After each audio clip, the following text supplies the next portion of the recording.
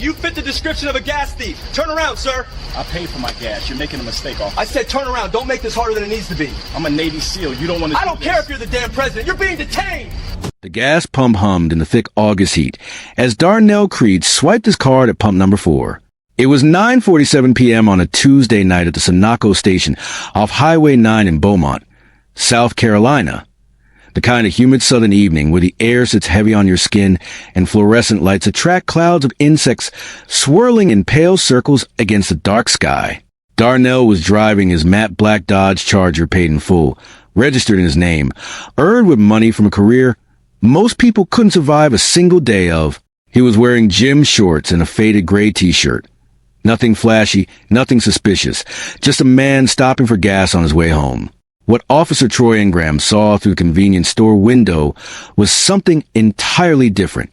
Ingram, 41 years old and still in full uniform after a 12-hour shift with the Beaumont County Sheriff's Department, stood at the coffee station pouring his third cup into a styrofoam cup. He looked through the plate glass and saw a muscular black man leaning against a car that cost more than Ingram made in a year. In his mind, the math didn't add up. The car was too nice. The man was too calm. Something felt wrong to him. Not because anything was actually wrong, but because Troy Ingram had spent 16 years deciding that black men in nice cars were problems waiting to be confirmed. What Ingram didn't know was that Darnell Creed was an active-duty Navy SEAL with 4 combat deployments, a Bronze Star with Valor, and a classified service record that would make most people's knees buckle. What he also didn't know was that 8 security cameras were recording every inch of that gas station in crystal clear 4K with full audio. They were about to capture the worst mistake of his life. Ingram had been with the Beaumont County Sheriff's Department for 16 years. He joined at 25, rose to patrol sergeant after 9, then was quietly demoted back to patrol after an internal investigation into an incident where a black teenager alleged Ingram slammed him against the hood of his cruiser during a traffic stop. The investigation found insufficient evidence, largely because Ingram's body camera had conveniently malfunctioned. No wrongdoing appeared in his file. 9 civilian complaints over 16 years, 7 from black residents. Excessive force during routine stops, racial slurs muttered quietly enough to deny later, illegal searches without probable cause, fabricated charges against people who questioned his authority. Every single complaint reviewed and dismissed by an internal affairs division run by Sergeant Dale Fenton, Ingram's former patrol partner and the best man at his wedding. Complaints came in, sat for the mandatory review period, received a form letter, conclusion of unsubstantiated, and disappeared into a filing cabinet no one ever opened. He was named in 2 prior civil lawsuits, both filed by black men alleging unlawful detention and excessive force. Both settled quietly with sealed records and no admission of wrongdoing. Ingram never paid $1, never missed a shift. He coached his son's little league team. He taught Sunday school. And he terrorized black residents with impunity because the system had told him over and over that he could. Tonight he was stopping for coffee after a long shift. Tired, irritable, armed with his department tissue Glock 19, badge still clipped to his belt. The moment he looked through that window and saw Darnell Creed leaning against a Charger, his entire posture changed, his shoulders squared, his jaw tightened. He set down the coffee and walked toward the door, every step captured on the interior camera, every step carrying him toward the encounter that would destroy everything he thought his badge protected him from. The main exterior camera captured Ingram pushing through the store's glass door and walking directly toward pump 4. His approach was deliberate, aggressive, his right hand already drifting to rest on his hip near the Glock. He stopped 6 feet from Darnell, positioning himself between the car and the pump in a way that blocked any easy exit. The camera above the awning recorded his face, jaw set, eyes hard, a man who had already made his decision before opening his mouth. "This your car?" Darnell looked up from his phone, the pump nozzle still in his left hand, fuel still flowing into the Charger's tank. He registered the uniform, the badge, the posture, and every instinct trained into him across a decade of combat operations activated simultaneously. Assess, remain calm, controlled encounter. "Yes, sir, it's mine," he said, his voice even and respectful. Ingram wasn't satisfied. He asked where Darnell got it. Darnell said he bought it.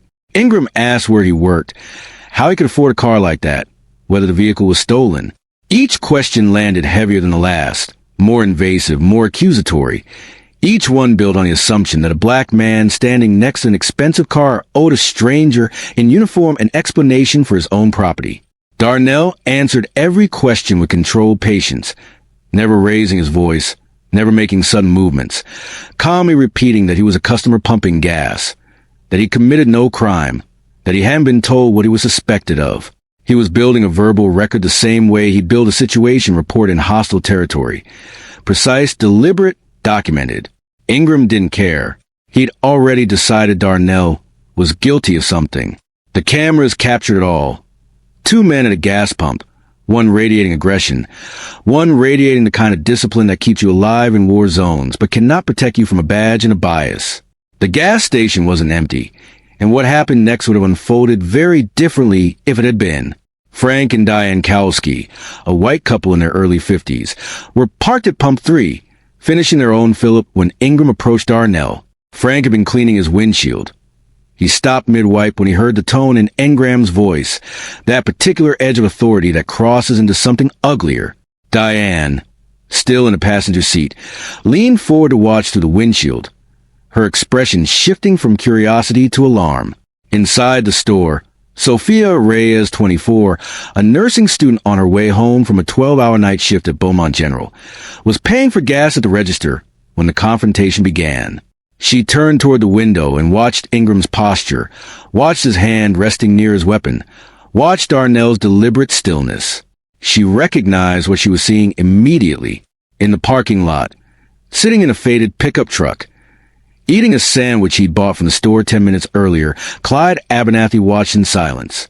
Clyde was 67 years old, a retired postal worker who had lived in Beaumont County his entire life. He didn't own a smartphone. He couldn't record what was happening, but he watched with the quiet intensity of a man who had seen this exact scene play out in 50 different ways across 50 years and knew exactly how it could end. Behind the counter, Hector Nunes, the 22-year-old clerk, glanced at the security monitors, showing all 8 camera feeds simultaneously, and quietly began backing up the footage to a secondary drive. My hands are visible. I'm moving slowly. He pulled out his wallet, extracted his South Carolina driver's license, and held it out with his fingers spread wide, the card visible between his thumb and forefinger. Ingram snatched it from his hand with unnecessary force, the motion captured on the overhead pump camera in sharp detail. He studied the license for an unreasonable amount of time, turning it over, comparing the photo to Darnell's face, checking the address, looking for something, anything, that would justify what he was doing. He found nothing. The license was valid. The address was local. The photo matched. Everything was clean. Instead of returning it and walking away, he escalated. "Put your hands on the vehicle." Darnell's voice remained steady. "What crime am I being detained for, officer?" Ingram didn't answer. He repeated the command louder, his voice echoing across the station. Darnell complied, placing both palms flat on the Charger's roof, but stated clearly, "I do not consent to any search. I have not been informed of any crime." The search was violent. Ingram slammed Darnell's face against the roof of the Charger, grinding his cheek into metal that had been baking in August heat all day. He kicked Darnell's feet apart, so wide he nearly lost balance. He emptied his pockets, wallet, phone, car keys, a protein bar, throwing each item onto the concrete. He popped the trunk without consent or warrant, rifled through a gym bag containing workout clothes and military boots. Found nothing. No drugs, no weapons, no contraband, just the belongings of a man who serves his country. The overhead camera captured every second. The awning camera caught Darnell's face, eyes closed, jaw clenched, a man using every ounce of discipline not to react. Should police officers be allowed to search someone without probable cause simply because of the car they drive? Comment below. Ingram stepped back from the trunk and slammed it shut. He had nothing. No contraband, no weapons, no stolen property, no evidence of any crime whatsoever. His justification for the stop was evaporating in real time, and frustration was written across his face, captured in perfect detail by the awning camera positioned just 8 feet above him. Every officer who has ever conducted a baseless stop knows this moment. The moment where the smart move is to hand back the ID, mutter something about routine checks, and walk away before the situation gets worse. Engram didn't make the smart move. He leaned in close to Darnell, who was still pressed against the charger with his palms flat on the roof. The awning camera's microphone captured what came next with devastating clarity. Ingram told Darnell that people like you don't belong in this neighborhood after dark, that he knew Darnell was up to something, that next time he wouldn't be so polite about it.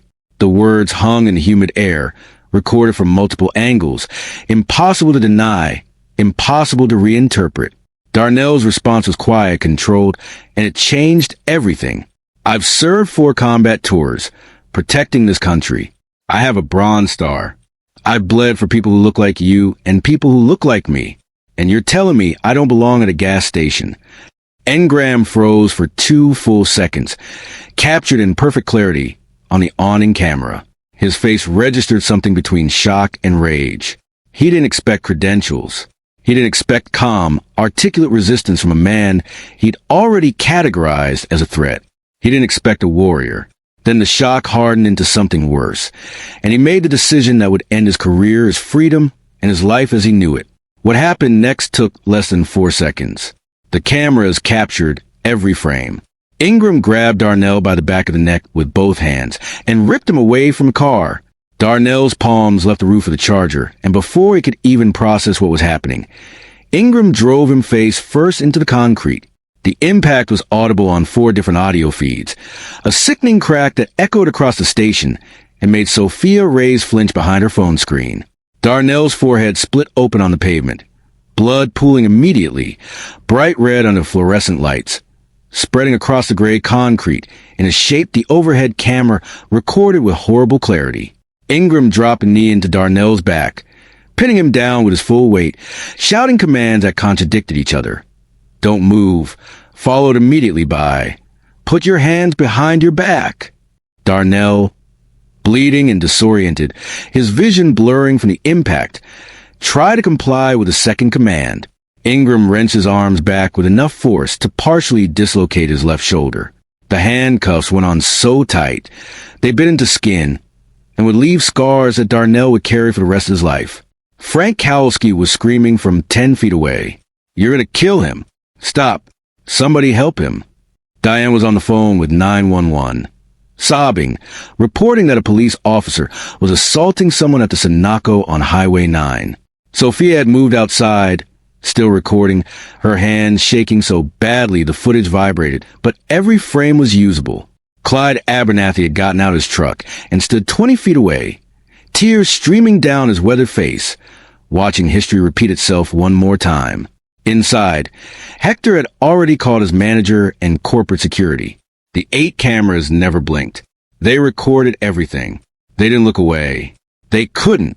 Backup arrived 11 minutes later. 2 on-duty deputies from the Beaumont County Sheriff's Department pulled into the station with lights flashing and found Darnell Creed face down on the concrete in a pool of his own blood, handcuffed, completely still, not resisting. Ingram was standing over him, breathing hard, sweat soaking through his uniform, his right hand still resting on his hip near the Glock he had never needed to draw because the man beneath him had never once fought back. Ingram started talking the moment the deputies stepped out of their cruiser. He told them Darnell had reached for his weapon, that he resisted lawful commands, that he'd been aggressive and non-compliant during a routine stop. The lies came easily, practiced, delivered with the confidence of a man who had never been contradicted by evidence before. The deputies took his word initially, the blue wall holding firm the way it always had. They loaded Darnell into the back of a cruiser without medical attention, without cleaning the blood still running down his face, without asking him a single question about what had happened. Then Frank Kowalski stepped forward. He walked directly up to the senior deputy and spoke point blank. Everything that man just told you is a lie. I watched the whole thing from 10 feet away. That man never moved, never resisted, never reached for anything. Your officer beat him for being black at a gas station, and there are 8 cameras and 4 cell phones that prove it. The deputies hesitated. Sophia walked up and offered to show them her recording right there.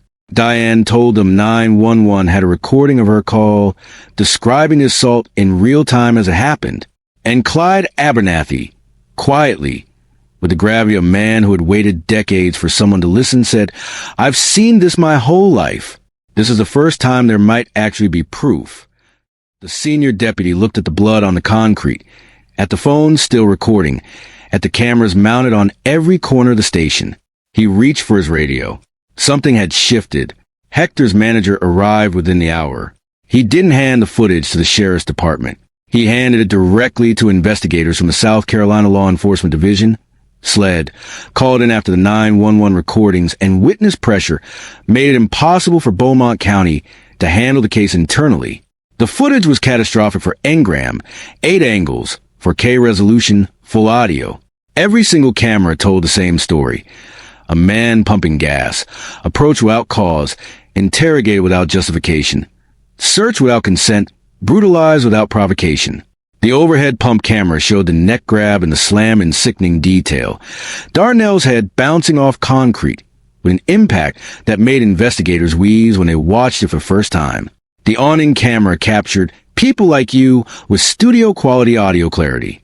The interior camera showed Hector watching in real-time horror, already backing up the files to the secondary drive. There was no ambiguity. No room for alternative interpretation. No angle that told a different story. There was only a police officer committing aggravated assault on an innocent man, while 8 cameras recorded his every move. When SLED investigators pulled Darnell's military records, the case became a national story overnight. An active-duty Navy SEAL with 4 combat deployments, and a Bronze Star with Valor assault at a gas station for crime of existing while black. Sophia's cell phone footage hit the internet first. 2 million views in 48 hours, then 10 million.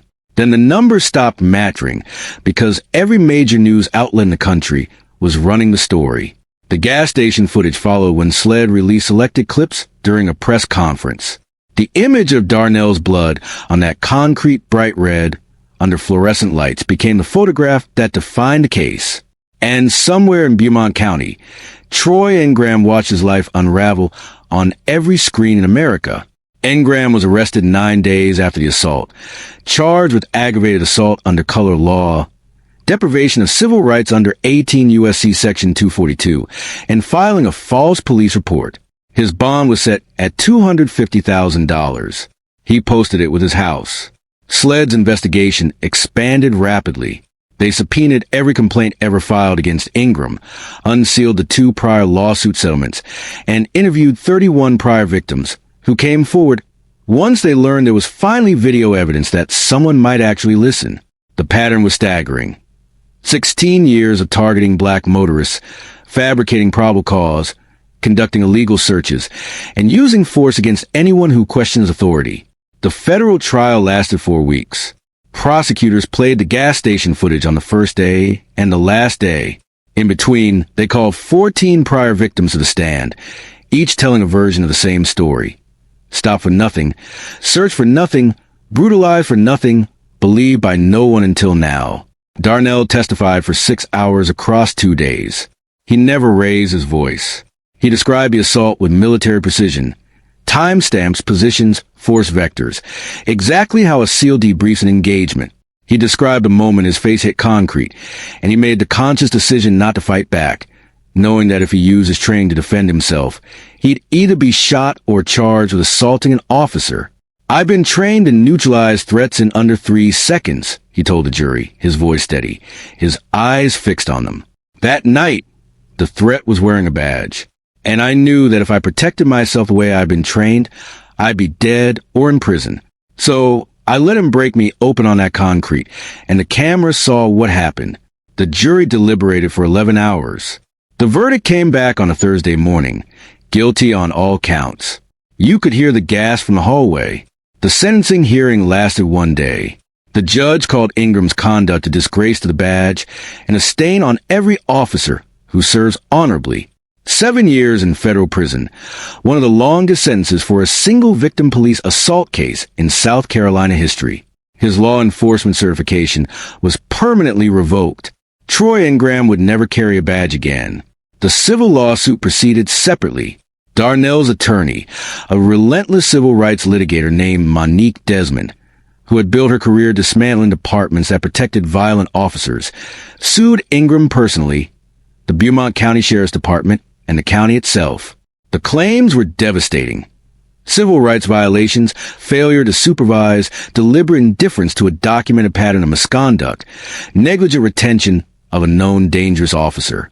The county fought for 5 months, then settled abruptly when their own attorneys told them the footage made a trial unwinnable.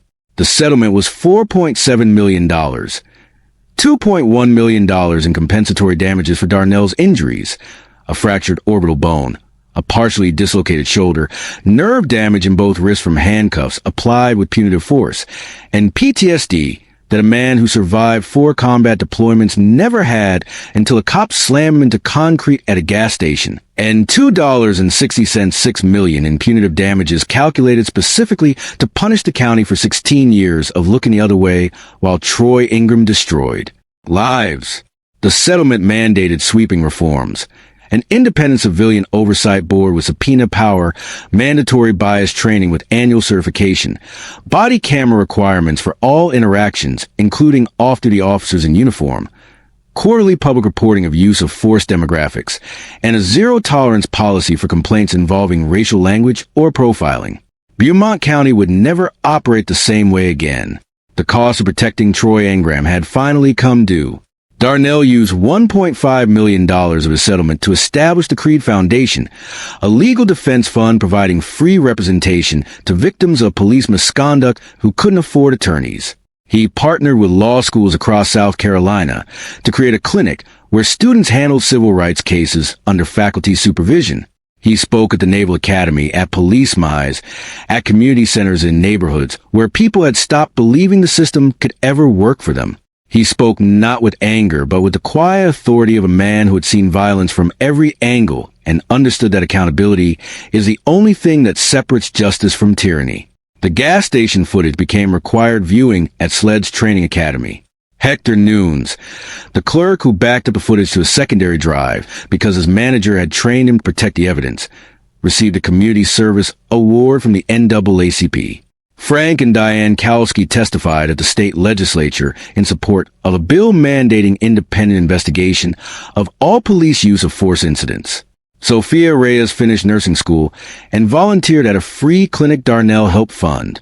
And Clyde Abernathy, the 67-year-old retired postal worker who had watched from his truck with tears on his face, gave one interview to a local paper. "I've been waiting my whole life to see one of these go the right way," he said. That young man bled on that concrete so the cameras could see the truth. And for the first time, somebody listened. Ingram sits in federal prison, still insisting he did nothing wrong. The 8 cameras disagree. If you believe that officers who assault innocent people deserve prison time, that security cameras don't lie, and that standing your ground with dignity should never cost you your blood, hit that subscribe button and turn on notifications. Tomorrow we have another story that proves the truth always finds a way to surface because the cameras were rolling and they saw everything.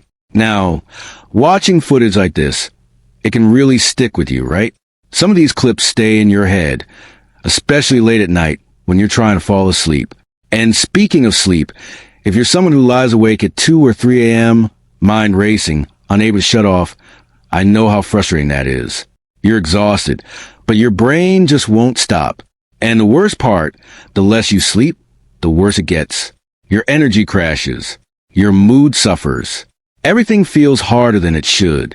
I struggled with this for years. Tried melatonin, white noise, warm milk. Nothing worked long term. Then I found something called the 30-Day Uninterrupted Sleep Reset. It's a science-based program. No pills, no medication. That actually retrains your brain to sleep through the night, 7 to 8 hours uninterrupted. Over 30 days, it rewires your sleep system. And once you're done, you keep the results. There's a maintenance plan so you don't slip back. Look, if you've tried everything and nothing sticks, if this is different, check the link in the description. Seriously, try it, and I'll catch you in the next.